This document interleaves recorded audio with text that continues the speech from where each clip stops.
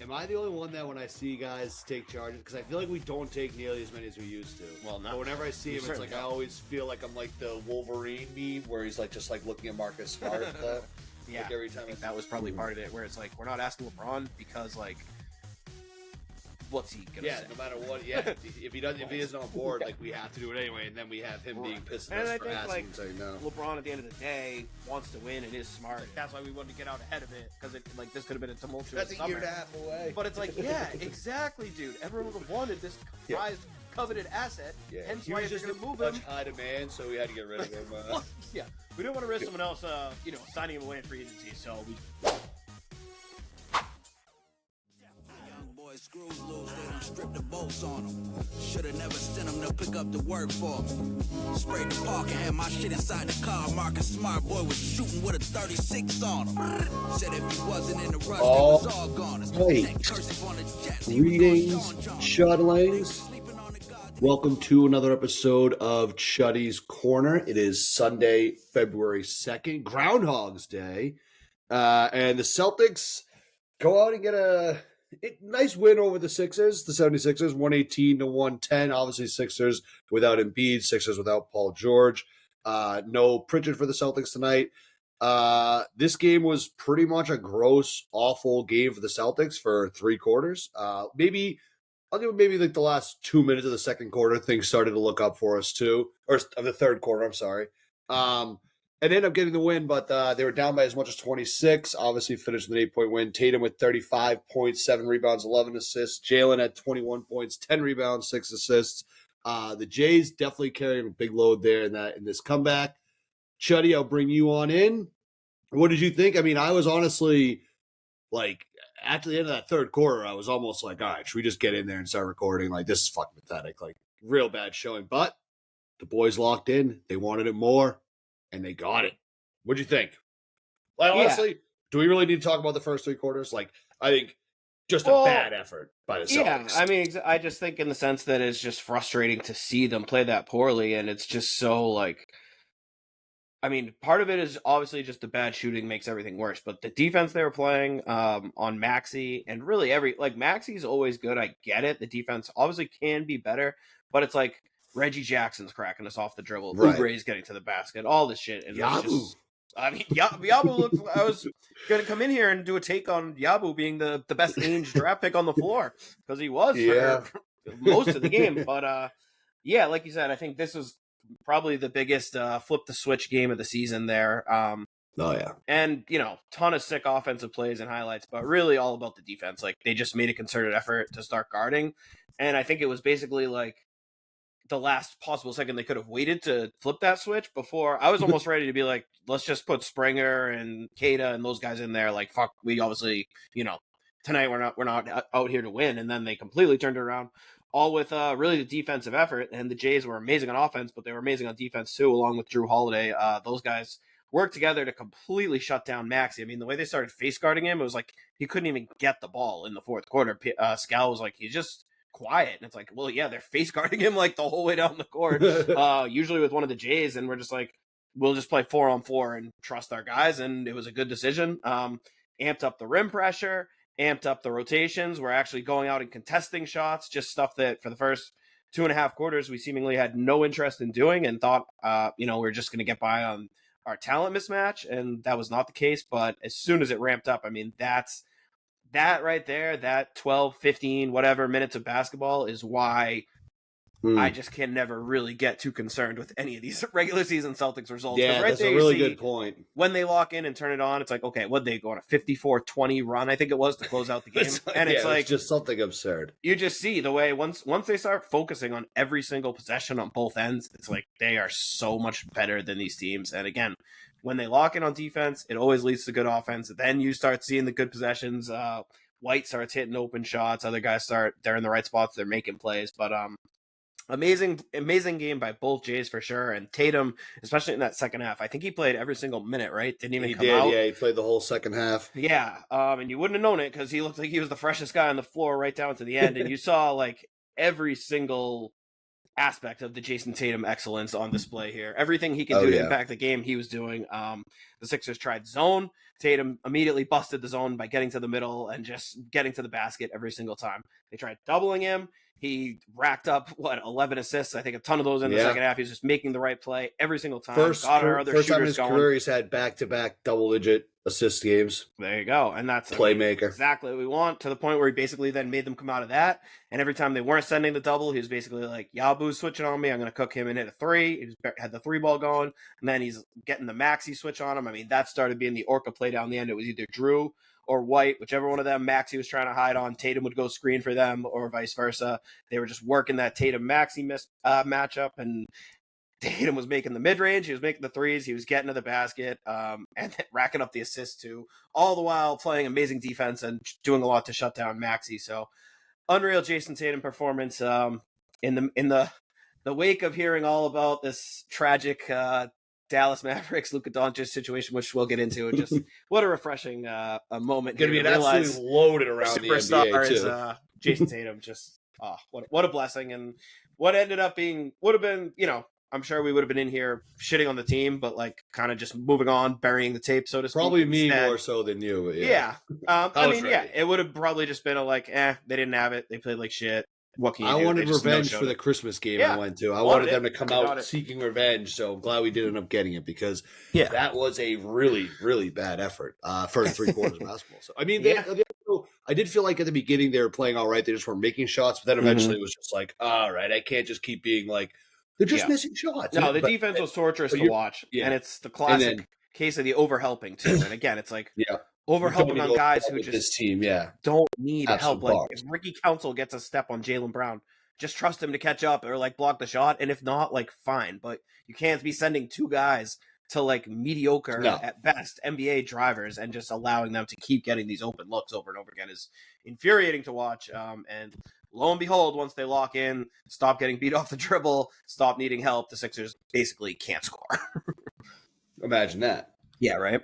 I thought, it was really awesome the way that Tatum kind of took over, and I think stepped up and really, I think the Jays, both of them, but Tatum in that second half, he just couldn't miss for a little while there, and it really made things a lot nicer for everybody. So, I think it's a good point too, and we'll obviously talk about the trades that happened, but, when you do kind of think about the players, I feel like in the last few years, there's been a lot of guys that it's just like Tatum is always sort of like compared to or whatever, like Luka. I remember like obviously for, going back a few years, but even like a guy like Jimmy Butler, like all these guys, like, and look, like you just see where he's at and where it's just kind of like we are really truly blessed as Celtics fans. So it's something that I think that everyone should always keep in mind, even when things are going poorly for us, is that, at the end of the day, we are extremely lucky with the superstars that we have on this team, because it's not always that way. Yeah, so, but it's always nice to have a little pleasant reminder. And I also just saw that Tatum scored or assisted on 18 field goals in the second half, and the Sixers as a team had 16 field goals in the second half. That's cool. It's pretty good. Seems good. I mean, that one passes the eye test because he was just out there doing it all. And absolute queen on the chessboard shit from Tatum in the second half, which is an absolute pleasure to watch. And I mean, you could see it. They started running everything through him, and the Sixers just had no answers. So good to see him really take over a game like that against, again, much inferior competition. It's good to see team could have easily mailed it in, be like, we got a big game in Cleveland Tuesday night. Let's just get ready for that one. Instead, that's what you want to see. Your 2 superstars going out there and being like, no, we're better. We're picking up the slack. We're not fucking losing this game. And again, nothing we didn't already know, but it's still good to get a reminder every once in a while. And for the second straight game, I feel like one that we easily could have been in here frustrated as hell, and instead walk off with a great taste in our mouth over a fun, last few minute win. Last time the buzzer beater, obviously, and tonight the 26-point second half comeback. No, this is good. I'm glad we don't have to come in here frustrated for sure. Mm-hmm. All right.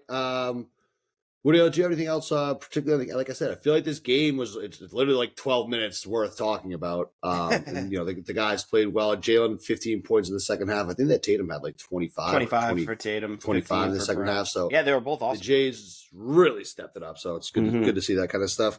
Yeah. You got anything else particular in this game? I know you're going to go absolutely ham on the around the NBA stuff. That's definitely the story of the night. Obviously, the trade that happened last night, and obviously there's another one that came out during the game. We'll get into that one too. But Before we do that, I just want to see Hauser a shout out because I feel like he's been down and out last couple games. He was in there and looked himself, and he had a few huge shots when we were that lead we were like struggling just to get it down under single digits. It felt like that was a big barrier, and in that stretch, Hauser was huge. Stayed in till like 3 minutes left too. It was hard to take him out because he was playing so well. And he was part of that locking in on defense too. So looks like he's back and healthy, which we know how much his spacing and obviously shooting helps this team. So good to see. All right, yeah. Good stuff. No, it's good to see Hauser, especially with Pritchard out, having a guy that can kind of come in off the bench and hit some threes. I think he had like 4 threes tonight. Huge, he had 12 points. Huge charge by Derek White, too. Got to start that out. That was one of the biggest plays, too, during that run. He had a couple charges tonight, but that one was massive, and he took a beating for it. Am I the only one that when I see guys take charges, because I feel like we don't take nearly as many as we used to. Well, no. But whenever I see him, it's like I always feel like I'm like the Wolverine meme where he's like just like looking at Marcus Smart. Though. Yeah. Like every time I see a charge, I'm always just like, I think there's like another meme that's like, what everything they do makes me think of him. I was trying to find that meme, but I couldn't find the meme. Searching some weird stuff to try to find it, but couldn't find it. But that was huge. He had 2 big ones, and that's another thing with the switch flipping type of thing. It's like you could tell we're locked in when White's taking that charge head on with the guy running at him, and again, he was down and clearly in some pain. It wasn't an easy play to make, but he stood in and took it, and that was huge momentum-wise. I think that was part of what it ended up being like an 18-1 run. I think we were on at that point, or something like that. We basically didn't let them score for like 5 minutes. Something preposterous. Yeah. And that play was right in the middle of it and felt very momentous. And Derek had multiple clutch fourth quarter plays again. So hopefully it looks like Derek's rounding back into form. He's Drew in that second half had a rough game, but in that once we started locking in, he looked like typical the Drew Holiday that we know from big games. Obviously, he hit that massive dagger 3, and his defense, once he turned it on in the fourth quarter, was just absurdly good. Yeah. He had 9 points, 5 rebounds, 5 assists. I feel like that's a very Drew Holiday on the Celtics type stat, so I like that. Derek White, though, you mentioned he had 17 points, 6 for 11 from the field. Huge. He was 5 and 9 from 3. I mean, 5 and 9 from 3. That's Derek White right there. Exactly. That's pretty good. We already mentioned Hauser had the 12 points. He was 4 for 7. So again, that's very good Hauser line too. So Celtics look good. Porzingis too. I should mention 18.7 rebounds. He had another 5 block night tonight. So he's been absolutely making guys pay. He was he was playing great on D. Luke was playing great too. Luke got a lot of minutes during that run, and one other play I want to shout out. Maxey tried to ISO Tatum and just could not get a step, and Tatum ended up blocking its 3. It was just like, holy shit, that was sick. One of the hardest guys in the entire league to stay in front. Yeah. That was one in the corner, right? Yeah. In the corner. But he was defending him in isolation for like 8 seconds in a row with Maxey busting out every move and just could not get a step on him. Had to settle for that step back. I think I actually at that moment fired out a Tatum's dialed in. He was. He certainly was. Dialed. All right, should we give out some Chuddy Chains? Let's do it. On the NBA. All right, before we give out Chuddy Chains, shout out to our new sponsor, Mario's Roofing. Roofing, Mario's, siding, Mario's, windows, Mario's. Just call Mario's. Did you know 1/3 of all landfill waste was due to construction? I did not know that. That's terrible. In 2023, though, Mario's recycled over 95% of all their roofing waste. Why does that matter to you? Well, because by prioritizing recycling, they're not only able to achieve a smaller carbon footprint, but they're also able to reduce the dumping costs, which those savings they pass on to you, the consumer. So call Mario's today, and together we can all do our part to achieve a greener future and save yourself some money in the meantime. That's a win-win. Bang, bang. So call Mario's 781-344-2420 or visit mariosroofing.com. That's Mario's Roofing. We won't soak you to keep you warm and dry. So thanks again to Mario's new sponsor alert. Absolutely glad to have them on board. Chuddy Chains tonight. I think I actually do go first tonight. Always. And I'm going to give my Chuddy Chain to Tatum. I think the way he stepped up and kind of set the tone in that fourth quarter. And again, like I said, the kind of those last minute or two of the third quarter too. Just exactly what you want to see from your superstar player. I mean, he was making shots, and you mentioned the defensive effort too, locking guys up. Maxey is an absolute terrorist every time he plays the Celtics. So anytime that Tatum or anyone is able to just defend him one-on-one and kind of take him out of things, it obviously helps.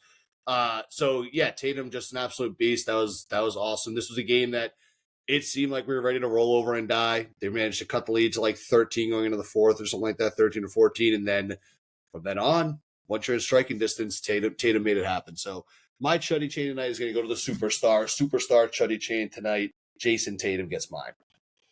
Yeah, that's I mean, I think clearly the obvious, I guess, choice. A lot of other good options for the secondary chain here, but I think I'm gonna give it to Derek White for those charges that we mentioned. Those are such huge plays. I'm really nice. Drew could have gotten it, Jalen could have gotten it, but see two charges like that big one during the comeback. He had a big steal, multiple clutch buckets, and big passes. I had 9 assists. We almost had how many did Brown have? We must almost had 3 guys with 10 assists. He only had 6. I think Brown had 7 assists. Yeah, so 4 guys with 5 or more assists is pretty crazy. Yeah. I mean, we mentioned when they get over 30 assists, we're absolute money. So 34 tonight. I think we've won 3 straight. I think each one of these games we had over 30 assists. So yeah, that's and imagine good. We could have had 40 if they hit some of those shots in the first quarter. Yeah, exactly. We really only played well for probably about 15 minutes of the game. So what could have been if we were locked in more. One other thing before we just pivot that I forgot to mention, and I feel like warrants mentioning, is Al played at the beginning, didn't look great, and then didn't come back. He didn't play at all in the second half, right? I think we just went with Luke. Only finished, I think, with like 11 minutes. You think that's a good point? Anything? I didn't really pick up on it. We were just getting smoked, and I figured they were like, fuck it, no need to send him back out there. He's missed a few games, but something to keep an eye on, I guess. Yeah, no, I mean, it's definitely worrisome only because of the manner of which he missed those games, where he was just like suddenly out and then missed the next one. So, yeah, definitely something to keep an eye out for. I guess, yeah, he wasn't out there. So, again, hopefully just they were getting smoked to the point where they're like, all right, Al, like, just take the rest of the night off. No need. Yeah. All right. Well, T's and P's to Al. Yeah. All right. Exactly. Around the NBA, massive developments in the NBA. So, yeah. We certainly are. But, Luka Doncic. Well, let's shout out our sponsor first, of course. Got to talk about. Go ahead. Yes, for around the NBA. I'm so excited. I know. I shouldn't be me having to pump the brakes on that, but geez. So, of course, Chuddy's Corner is sponsored by Nick Perino Real Estate. Nick Perino, the best realtor. You will find all of your real estate needs. Nick Perino has you covered. You can go to nickperino.com. NickPiraino.com. Nick's a huge Chuddy head, huge Celtics fan. He's been sending me texts trying to follow all these trades that are going on around the NBA all day. He is maybe not as dialed in as Tatum, at least not on the NBA, but he is actually that dialed in when it comes to real estate. So any needs you might have, again, Nick Perino is your guy. He will help you with anything you want. So again, nickperino.com. Shout out to the sponsor, the original Chuddy head. So shout out Nick Perino. Yep, he knows ball and he knows real estate. All right, we are on to around the NBA. So we'll start with the Luka trade. Lakers and Mavs absolutely shake up things in the NBA. So full trade I got to hear. Lakers receive Luka Doncic, Maxi Kleber, and Markieff Morris. Mavericks get in Anthony Davis, Max Christie, and the Lakers 2029 first round pick. And that's it, folks. No, that's not it. All. Well, no. I'm saying Mavericks, of what the Mavericks get. The last part of it, my favorite part of it, is Jalen Hood-Schifino and 2 second-round picks are going to the Utah Jazz. Danny Ainge said, I'm leaving here with something. Yes. That was my favorite part of the whole trade. When that I saw is that Ainge was just like, y'all traded? Like, I'll take 2. You need a little help? Give me 2 second-round picks. Well, I mean, the fact that, Danny Ainge trade and it unites Anthony Davis and Kyrie Irving. Just like he had always planned. Yeah, he'd always wanted that. Yeah. This was crazy. I fell asleep. I probably fell asleep like 15 minutes.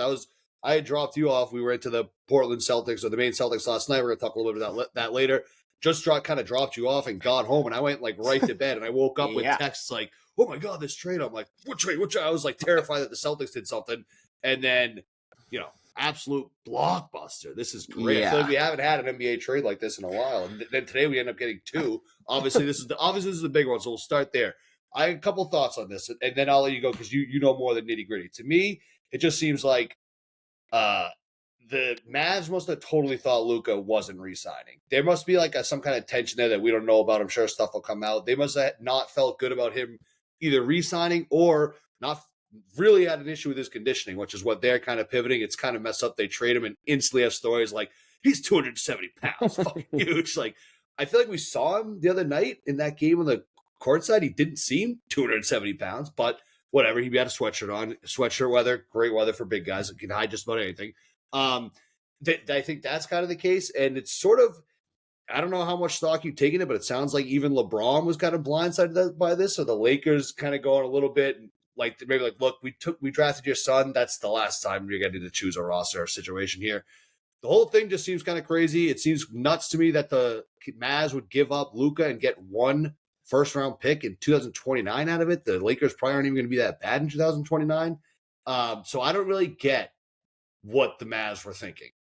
So can you shed any light on that? Or I mean, no one really does. At least, like you said, we'll see if something else comes out. I'm sure stories will come out, this, that, and whatever. But yeah, I mean, the main takeaway, however you want to spin it, the Mavericks clearly just proactively made the decision. We don't want to be in the Luka Doncic business anymore. They were the ones who reached out and decided we want to move on from him. We want to get rid of him. All the stuff they're saying, I mean, I think it basically just is true. I think this is how they honestly felt. It's a crazy, crazy gamble. Tim Bontemps from ESPN compared it to The Big Short, saying this is the biggest short ever of like the Mavs shorting Luka Doncic and just betting that he's going to crash essentially is absolutely insane. But the thing is, even if that's the case, and like that's obviously a risky play, maybe it ends up being right, maybe it doesn't justify the return. That's the ridiculous part. If you're going to sell one of the few guys in the league who's considered untradeable, I mean, we all have jokes for Luka, whatever, the conditioning, that's all funny and shit. But like, I mean, he still played 100 games last year, and even when he was hurt, he put up 35, 9, and 7 in the playoffs en route to leading his team, which wasn't even that great, to the finals. He's been All-NBA 5 times in 6 years. He's in the MVP discussion every year. And again, he's just 25 years old. He probably hasn't even entered his prime. Like, those kind of guys don't get traded. They simply don't get traded. You find a way to make this work, and you only trade a guy like that if they basically ask out and demand getting out. And in which case, if you're going to trade him, you scour the league. You tell every single team who might be interested, that's the craziest make us your part. best offer. And then you see, what's on the table, and I'm sure you could get a hell of a lot more than they got, but it seems like that's just not what they did at all. And the way they're describing it makes even less sense. Like, they're talking about kind of doing this in secret, and Nico Harrison saying like Pelinka had to cooperate and be quiet so no one else could find out. It's like, yeah, obviously he's gonna be quiet. If he opens his mouth, like, he has no chance of getting him anymore. Well, yeah, exactly. Like, the second word's out on like, that. Obviously. So that's just insane fully. And then, I mean, I honestly pictured it as like first round pick is psychotic. And now that you gave Doncic that team, it probably won't even be a great pick. I saw the like a report that the Mavs originally like 2 days ago reached out to the Lakers, and the Lakers were just kind of like, "We'll call you back," and then they finally reached back out. But it's just like they must have. Well, no, they literally must have like had to hang up and be like, "We need to make sure that was like actually the Mavs GM and not like a ChatGPT like AI pretended to be," because that deal just seems like you said, Pelinka, credit to him for keeping it quiet, dude. If he said anything to anybody, the price of the brick would have gone up big time. Like, of course he's not. It reminded me a little bit too of like when you're in like a fantasy football league and you have like a friend of a friend of a friend joins the league because you need that 10th player, and then that friend of the friend trades like a sick player to the one guy they know, and like you're like, you didn't even text anyone else. Like, what the fuck? You just got fleeced. Honestly, that's like that's his true life comparison. And Nico and Pelinka are friends. They go way back from when Pelinka was obviously Kobe's agent and Nico was at Nike running that show. They're close. Yeah, well, I saw that Nico and Anthony Davis have a connection too or something. Yeah, they go way back as well. And so, I mean, that's the thing. If you're saying like, what did Dallas actually do?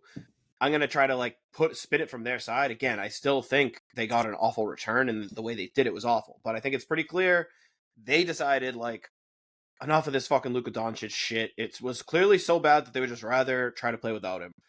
Now, the way they fucked up is that they also clearly made the decision that they want to win now, and they're going for it now, which is just hilarious because they just traded by far their best player away. So I don't think you can do that in a win now move. But like, that's the only way to spin it of not reaching out to the teams like the Spurs, the Thunder, who have a zillion draft picks, is like I don't know if it's the new owners just said like, yeah, we can't sell to our fans a return that's headlined by Stephon Castle. They're like, we need a legit superstar. So they're like, all right, what about Davis? Which like is an awful that doesn't make it right, but that must have been part of the thinking of like, we want to still be good. They have picks in the next few years given out, so it's not like they can like completely tank and rebuild. I think they legitimately think like, all right, Kyrie can do most of what Luka does on offense. AD, with Lively up front as a dominant like defensive front line. So it's like, in that sense, that was clearly the motivation behind it. And honestly, like, okay, I respect that the gamble. Makes sense. I think that will be it's decent. Just what but you got back. How they did it, yeah, exactly. Right. Like, and then how do you not at least get like, I don't love Reeves, but he's a good asset. Like, you have to get Reeves back. You have to get their 2031 first, and that's the thing. Did you like ask? Were you like, we actually need both your first round picks? And LA was like, whoa, no, like that's like no chance. You said literally, give us we'll let other teams know you have. Like, give us everything else you have, and that's it. And it's like, and if the answer is no, then it's like, fine, we'll call someone else. Because I guarantee you, there's maybe 5 players in the league who don't get this deal done. But you could call every single team and be like, we want your best player and all your picks. And I bet at least half the teams in the league, if not more, are like, done. Yeah. Here you go. Have your 2 best players. Like, sounds great. It really is insane. Yeah, it's just so bad by the Mavericks. It really is. And I love how it just came out of nowhere. Like, completely out of nowhere. And again, you alluded to like all of the players having no clue. And I think that honestly, at first, I was like, okay, like that's ridiculous. But I think it kind of is true. I don't think it's so much like you said, wanting to keep LeBron in the dark because they don't want to like work with him anymore. But I think part of it is like LeBron and AD are boys. They're like friends. He kind of brought him there and they're clutch guys and all that. So I think maybe they were like, we can't risk telling LeBron and him being like, no. And then being like, well, we kind of like, we're getting Luka for a first round pick. They're kind of like telling you out of like respect, but like not doing this. Yeah. So maybe that was like, do we even want to risk like LeBron? Because essentially now, like, it's Luka Doncic's Lakers team. Like, LeBron's still there and he says he's going to stay on the team, but at this point, the plan is like, he says he's going to stay.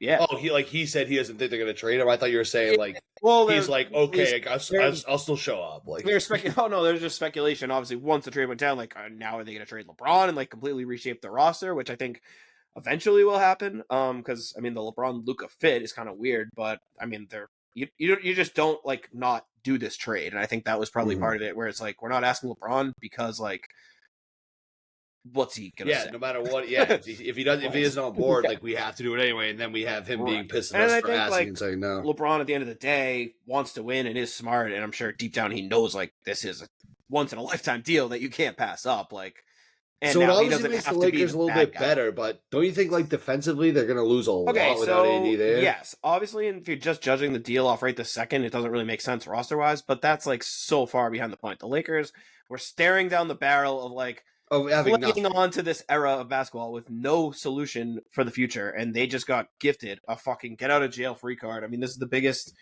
bailout since whatever. Since whatever the last time the Lakers had this happen to them, because it seems like they always just get guys since Shaq. Well, since LeBron went there, or since Pau Gasol, since whatever deal. Yeah, that was a good one. Since Kobe for Divac, all of it. But it's just like so fucking crazy.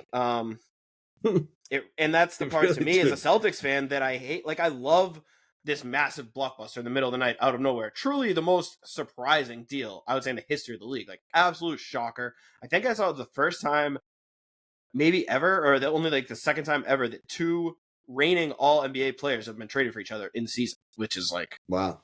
Another the second time twist. ever? I mean, 2 huge maybe the first. I forget if it was the first or the second, but either way, it doesn't really happen.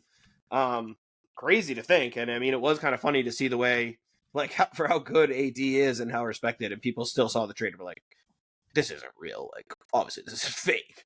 Which is another hilarious thing. You mentioned you were asleep. I was awake, and I still did the, like, rubbing my eyes, like, what? Like, no way, this is real. And that every reaction over Twitter was like, nobody wanted to say anything. It was like, all right, even though this, like, is clearly Shams, is like, everyone was still just assuming he was hacked. Like, I'm waiting for someone else to report this before I believe it. And then Shams, even in his next post, started off with, yes, this is real. Like, so imagine you're a Mavs fan. Which or is even exactly like, what someone who was hacked would say. Well, right. And then even in the comments, people like, post a video of you saying it's real.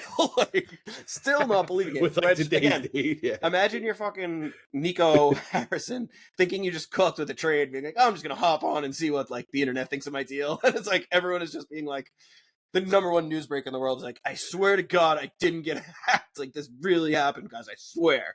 Be like, oh, that can't be the reaction you were hoping people were going to have to a trade. Immediately assuming it can't possibly Dude, he was be real. getting so roasted. I mean, people were digging out. I saw this must have been from an article about Nico Harrison during his. There's a quote from the article. During his work at Nike, he botched the 2013 presentation to Stephen Curry, where according to Harrison, he may have called him Seth, and the presentation used was made for Kevin Durant. Yep. This, along with not offering his signature shoe. That was a big deal. So that came out a lot when the Mavs hired him. Now, okay, so I had never even heard that about him. There's a lot of talk about that. Yeah, you fucked the trade up when they're busting out the deep info. Yeah.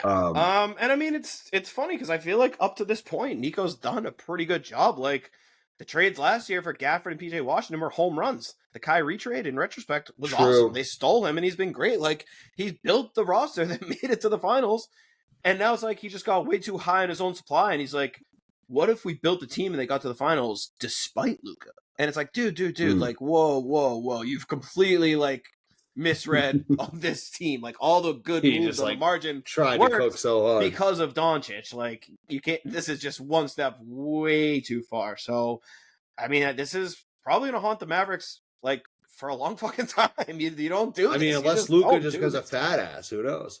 And, like, even still, they have to almost like win a title for this to be worth it because they've punted on the entire career of Luka. And again, there's any team you name. Literally just like close your eyes and pick a team at random, and I could name a package that they could offer that's at least twice as good as this deal, and that almost definitely they would have said yes to. So again, like, I hear them being like, we had to keep this a secret because like everyone's like, it would have been such a shit show if like they found out, but also like, so what? Then you just it's not like it's going to deplete his market. Like, what's he going to do? Like, hold out? Like, I don't, you know what I mean? It's just like, there's no... Yeah, it would have gotten, like, messy, but who cares? It's still, like, that isn't reason enough to just not... It sounds like they thought it was going to get messy. I'm not defending it, but it just sounds like everything they're saying is like... No, I'm not defending it, but yeah. I just don't get sounds like they matters. Who cares?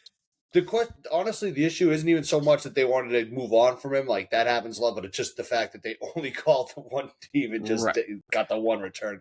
I think I might have found the stat you were talking about. Just had it here. Luka Doncic for Anthony Davis is the first in-season trade in league history where an All-NBA first-team selection is traded for an All-NBA second-team selection. So more depressing stats. Any Mavs fans may want to listen. Luka Doncic becomes the youngest first-team All-NBA player to get traded in the following season, and Luka Doncic is the first player in 50 years to get traded after leading the league in playoff scoring. So, I mean, it really, like, not overstating it or hyperbole when I say it's just like, this doesn't happen. The only way anything like this would ever happen is if the player basically makes it 100% clear they're not coming back. And he had still another year and a half on his deal, and there's no way he was going to say no to the Supermax, where, again, he would have made 5 years, $345 million. Now the most he can get is 5 years, $229 million. So I really don't think he's sacrificing. That's so crazy that a team could trade you and it costs you $120 million. Like, just a team. I also saw that Anthony Davis had a no trade clause. He had to waive that to get sent there. No, it was a trade kicker, not a no trade clause. Oh, trade kicker. Okay, that's different.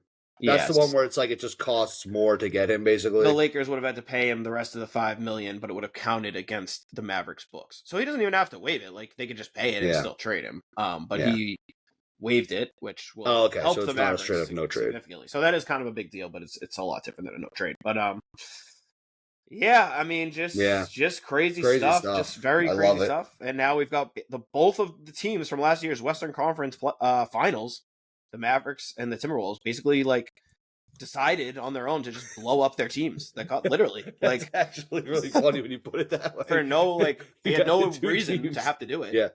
Yeah, two teams that are very easily positioned to go back to the Western Conference Finals have now completely blown it up. Not because a player asked to be traded, not because a player wanted to, not because the fans were calling for it. Blew it up pretty much in spite of their fans. And also one of the other things too that Harrison pointed out in his presser for like why they did this, it sounded like kind of trying to allude to that, like, you know, maybe he wouldn't have re-signed with them, and saying that, like, you know, he started to hear the whispers about like 29 other teams want him and we're ready to like come make offers for him. And it's like, exactly. That's why you should have told them so they could have given you all the stuff. Like, that's literally why everyone's pissed at you, because everyone would have. That he was saying part of it was that like there was already whispers about teams trying to like come steal him away in free agency. It's like he's like, that's why we wanted to get out ahead of it, because like this could have been a tumultuous that's summer. a year and a half away. But it's like, yeah, exactly, dude. Everyone would have wanted this prized, coveted asset. Yeah, hence why you're going to move him. Such high demand, so we had to get rid of him. Yeah, we didn't want to risk someone else, signing him away in free agency, so we just immediately traded him to the first team to talk to. So many teams want him, so we called one team and shipped out of town. Like that's such backwards. Last thing you want is a highly valued asset in the NBA. Yeah, just man, like so dumb, so bad, and it just makes me so mad that the Lakers are fucking bailed out. I know. That is like the one thing that makes it a little bit less enjoyable, is that the Lakers probably they just always seem to get bailed out. They were staring down the barrel of just being so fucked. Exactly. Like you said, if it's in the interim, it's like gonna be weird because now like, they play those two teams play on the 25th. All right, that'll be fun. That'll be sure. Sick.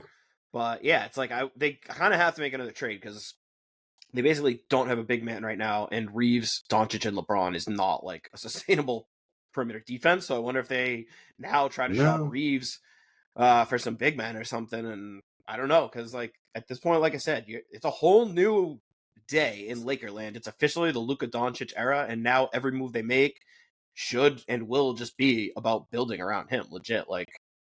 Yeah, it's crazy, but that's where we're Imagine if he doesn't re-sign with them. Yeah, I mean, honestly, they didn't really give up all that much because they were. Well, I was gonna say, even if he doesn't, I would still say like good worth. You the still risk make the trade. Yeah. Oh yeah, you still make the play. Yeah, it's just like so hilarious to me, and all of the stuff that the Mavericks are saying make it sound like they're like happy and like they pull the fast one over them and. All these comments. So I saw the quotes. Did you actually see the video of the GM and Jayson Kidd talking? Yeah, I mean, Jayson Kidd looked fucking just like he did not look. The guy had some quote where he's like, we'll see, like, how this trade turns out. He's like, in 10 years, he goes, well, honestly, in 10 years, like, we probably won't even be here. Like, looked at him, and he was like, he's just like, dude. It felt like everything that guy was saying was making it worse.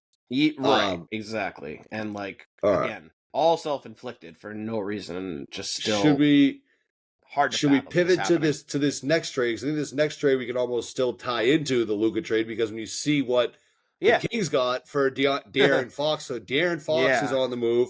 The full trade details, Shams has these. The Spurs are getting De'Aaron Fox and Jordan McLaughlin, and the Kings are getting Zach LaVine.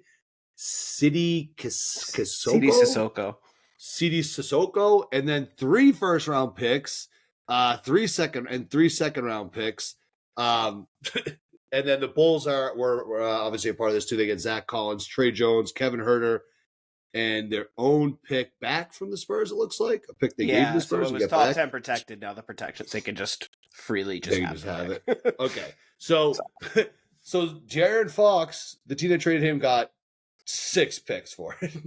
3 firsts and 3 seconds.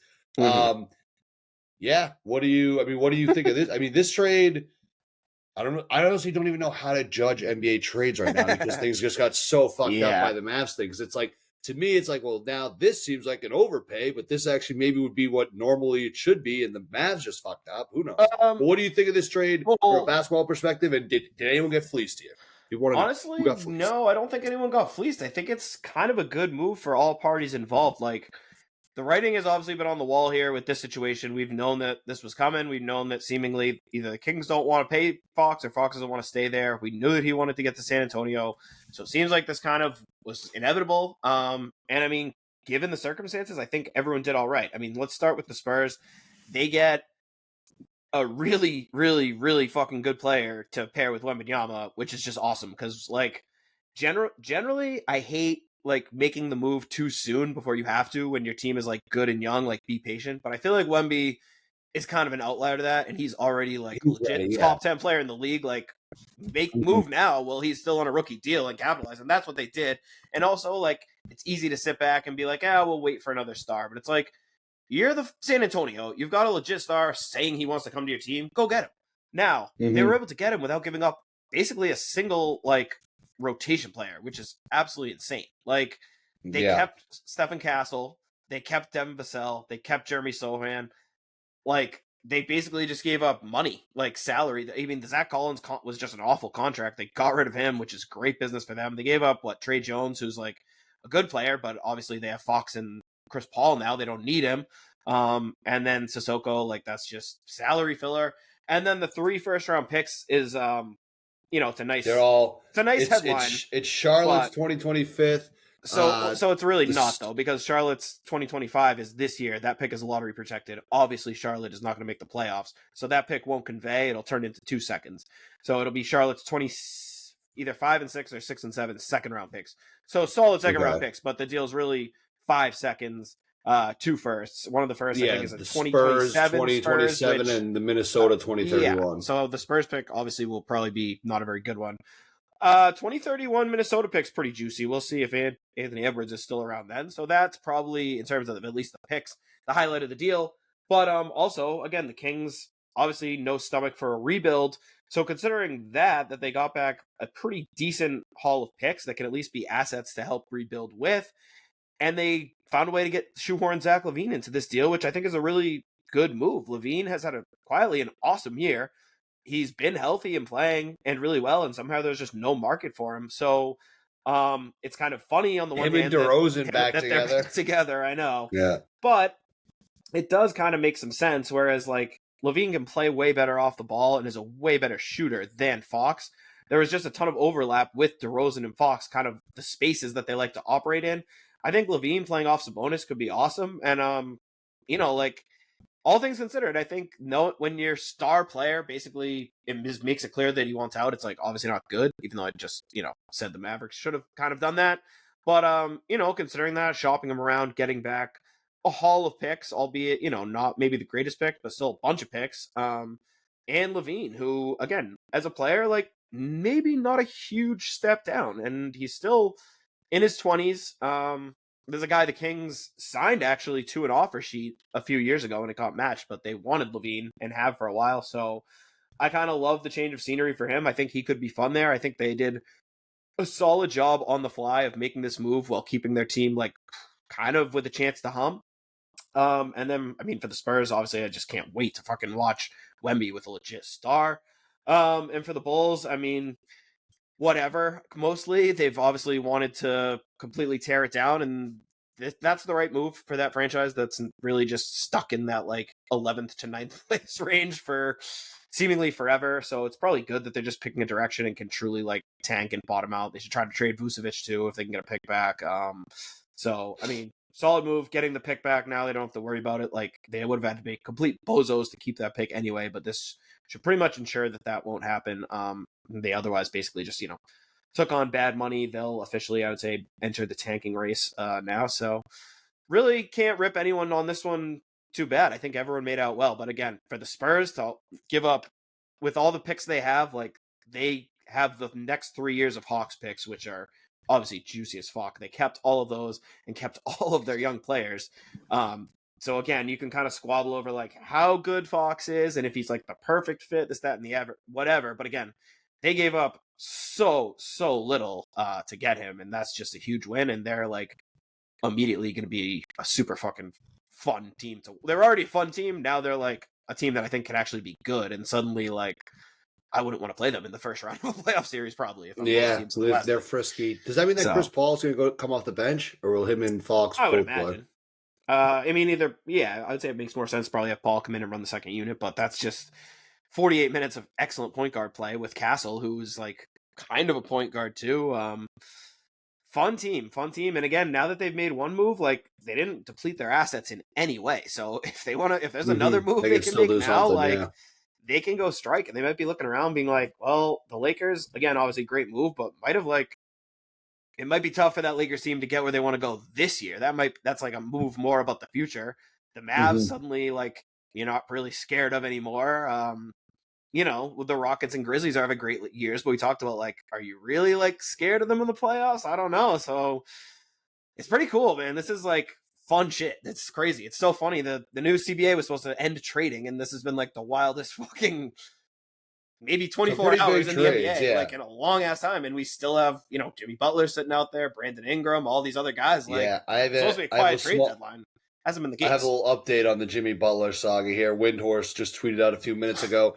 The Heat's Jimmy Butler has communicated to the Warriors that he's unwilling to sign an extension there, and therefore trade talks to send him to Golden State have ended for now. So he just basically crossed one team off the list for the Heat. Dude, he is nuts. He is actually crazy. Like, what does he want? Like, literally, right? what Exactly. Does he want? Like, I don't get why would he not want this? Pray tell. Yeah. Like, why would you not? If you won't sign an extension with the Warriors, like, what? Dude, at this point, you should be willing to sign an extension with any team that'll offer it to you. Right. Like, if all you care about is the money, then if a team will give you the money, you should want to go there. If all you care about is winning, really going, then you should want to go to a team Antonio with Steph Brown. Curry. Like, it's not. I just, it's unbelievable to think. I mean, that imagine you could him and Draymond and Curry. Yeah. Well, no, I just imagine him and Draymond just in a room together. Oh yeah, straight Someone's Bash Brothers in the face. Yeah, that could be part of it, and I also think this part of this could be Jimmy's team trying to spin it. Where I'm not sure the Warriors, like, wasn't there a report a week ago that Kerr and Curry basically were like, we don't want that to add that to like our locker room. So I mean, I couldn't blame them. I didn't see that report myself, but I mean, I could see both of them being huge posts about that. Yeah, well, I mean, honestly, I would say, like, who knows what the truth is of why these talks are dead, but, like, probably good for Golden State. Like, yeah, I don't can't hurt. Why would they? I mean, I get it. Like, if there is a team that could talk themselves into it, it's probably a team like that where you're clinging on to, like, your 30-whatever-year-old super duper star and you need. It's more just bizarre that Jimmy Butler's going around basically, like, talking teams out of trading for him. Right. And teams that are, like, asking to be actually like good a decent and he would spot fit to end well up on. The fact that he said like, no to, just like, lie. Say yes, I will. Just be like, yeah, I'll sign an extension. Just lie. You want out of Miami, like, because he's not getting paid right now for Miami, right? All these suspensions. Well, no. So, like, theoretically, if he like opts in next year, they don't trade him. He opts in, and they just suspend him all year. He's like, how does that? It's got to reach a breaking point at some point, right? I mean, like, can a team just do that? Just be like, we don't want your contract's really expensive. We're just going to keep suspending you so we don't have to pay you it. Well, no, because at a certain point you have to justify. If he says, like, I'm healthy and ready to play, they have to justify why he's not. But I mean, at that point, they could just keep him on the team, pay him, and just not play him. Like, which I would, I don't know, like how it ends up. But like, they're suspending him now for conduct. I mean, how like his mere presence just upsets the locker room. Like, I don't know how far can that go? Probably not that far, but. Well, pretty far. I don't know. It's gone further than it's already gone further than I thought it could go. But I also think these suspensions there's been like a tangible thing. Like, he missed the team flight. He walked out of shoot around. Like, if he shows up and is just like not trying, that's where it's going to get tough. Where, again, I think we talked about last time, like bringing in like NBA analysts to the courtroom to determine the effort level. Like, at a certain point, it's probably going to be hard to fight. But he also might just keep doing dumb, tangible shit that warrants suspensions. So I don't know, but it is kind of funny, like, that Butler is just like dying to be traded, and it's just like everyone else is just getting traded. All guys who weren't even rumored to be traded at all are getting traded out of left field, and he's just going and saying like, "No, not there. I want to be traded. Okay, we'll trade you here. No, not there." Right, and again, to the Warriors and Grizzlies, like two sick teams that want you, and you would be sick on and could like a good fit, restore your legacy immediately in either spot. It's not like it's the fucking Wizards are like trying to trade for you. It's just like, all right, dude, you don't want those teams. Like, who do you want other than Phoenix, which isn't happening? They should just swap him with like Jordan Poole or something like that with the Wizards. Just to be dicks. Yeah, I mean, I don't know. Right. Jordan Poole, like, I don't know. I'd rather pay him than Jimmy. I mean, it makes just no sense. It would just be funny to do to Jimmy. Situation. It's just really, really dumb. But I mean, everyone still seems to think he is going to get traded. I don't see how it happens at this rate. Now if he's calling teams and basically being like, "I'll fuck shit up if you trade me." All right, baffling to say the least. Good stuff. Good day for the NBA. Great stuff. So we got a few more days. When's the deadline? Thursday at 3 p.m. Eastern. I think it's the 6th. Okay, so we'll keep everyone obviously posted on that.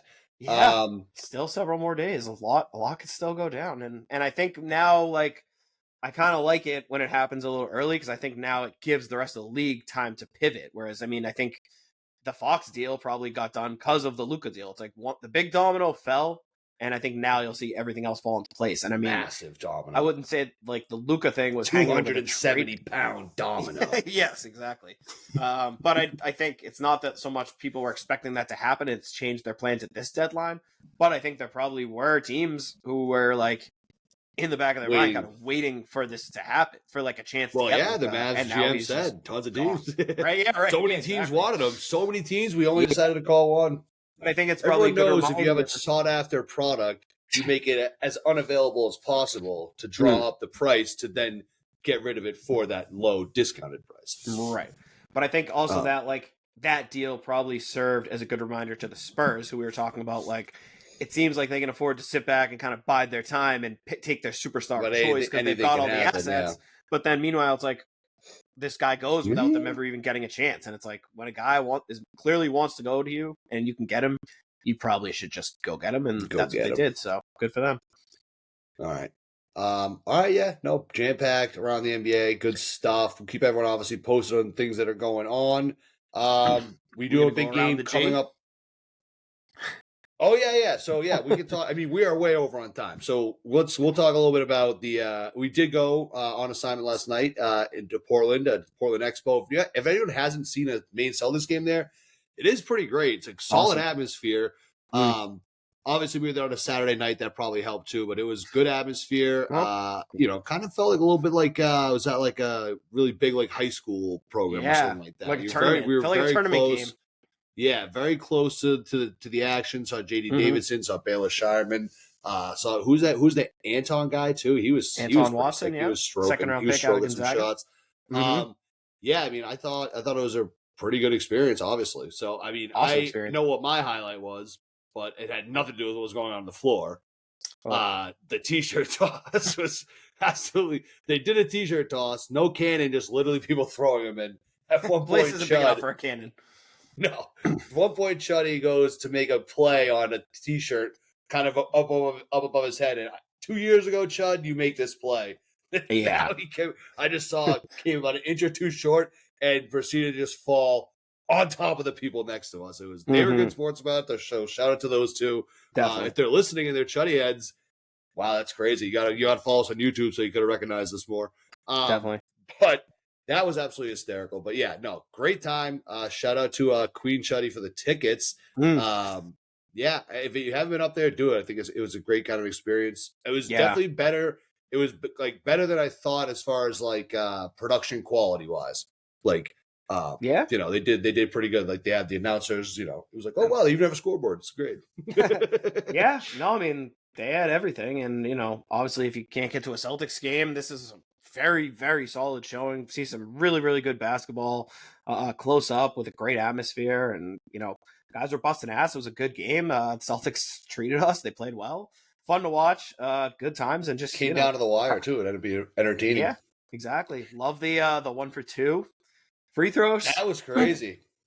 Yeah. Some fun different G League rules going on. You don't shoot 3 throws. You do 1-for-2. So. Yeah, that was kind of cool. I like that. Yeah, so definitely made the pace go by a little faster. Really good scene. Can't say enough good things about. Very easy to get to too. If anyone's worried, right off the highway. Very easy to find. Oh, yeah. We lucked out on parking, but all around, it's good. Great fly. So shout out to the Maine Celtics. Obviously, we're the Boston Celtics podcast, but Maine Celtics. I mean, I could see part of the team. We should hire some interns and do like a G League Chuddy's Corner type thing. Definitely. So if any Chuddy heads in Portland that want to pick up the banner. Yeah. Oh yeah. Definitely. Get boots on the ground is important, but yeah, good proud members of Crustacean Nation now. Yes, Crustacean Nation, love it. So yeah, anyway, shout out to that Portland Expo. Go check it out. It was great. And yeah, so we got the Cavs coming on Tuesday. Feel like what I've been seeing through on the interwebs, Cavs have kind of leveled off a little bit from like that crazy pace that they were on to start the year. Obviously, they still have the 1 seed. They're up, I think, it looks like 5.5 games on us right now. They're 6-4 in the last 10. So what's going on? Are they coming back down to earth a bit? Yeah, they lost 3 in a row. Nothing crazy, just a little dry spell. They've been shooting the ball worse, a little bit of a shooting slump. they've been playing at less than full strength in some of those games, but nothing too crazy overall. I mean, they played the new look, although not with any of their new guys, Dallas Mavericks today, and they were up 50-19 after the first quarter, went on to win by 40 some odd points in their nice little tune-up for Tuesday night. So that was so funny because the Mavs obviously didn't have their players, but it was so funny. The Mavs coach was like, we know defense is what's going to win championships. And they let up like 90 points in the first half, obviously without the defense they're talking about, but ironic. Right. Yes, exactly.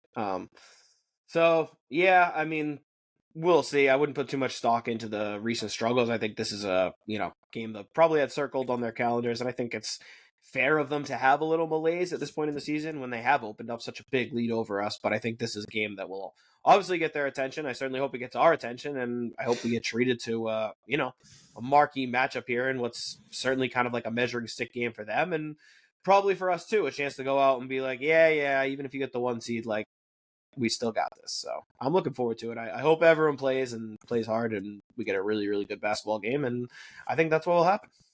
Yeah, it's going to be tough. Cavs are 24-3 at home. It's in Cleveland, but we are absolute road warriors, road dogs ourselves. So it's going to be a good mix of the two. A team that's good at home versus a team that's really good on the road. For that supremacy in the East.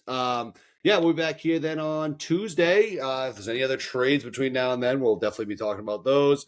But you can always get info from myself and Chuddy on social media. You can follow us on X. He's at King Chuddy. I'm at Doug_outs. And you can follow the show at Chuddy's Corner. Subscribe to our YouTube page. Subscribe to the podcast wherever you're listening to it. Send it to a friend. Tell them to do the same. Chuddy heads, we all appreciate it. We'll see you guys back here. I feel like I'm forgetting something in my normal closing. Am I? Just where to follow us and shit? Yeah. More of that, yeah. I'll repeat myself if I have to. Do it. Listen to the pod. Shout out to the sponsors, Mario's Roofing, Nick Prano Real Estate. We'll see everyone back here on Tuesday. Take care. Peace out, Chuddy heads.